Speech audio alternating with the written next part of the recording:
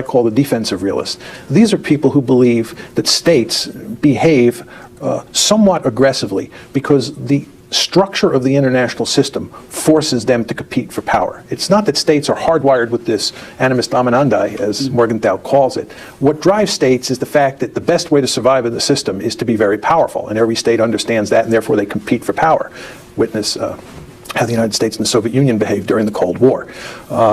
These defensive realists, however, tend to believe that states only want a limited amount of power because they understand that too much power is a bad thing. Kenneth Waltz, who is probably the most famous living realist theorist and who was a famous professor here at Berkeley for many years, I think is the archetypical defensive realist. Waltz believes that states do compete for power, but it does not make sense to want too much power. I agree with Waltz that structure determines how states behave. In other words, it's the structure of the international system that causes states to compete for power. It's the anarchical system that they have to operate in. Yeah. It's an anarchical system, meaning that there's no higher authority that sits above states.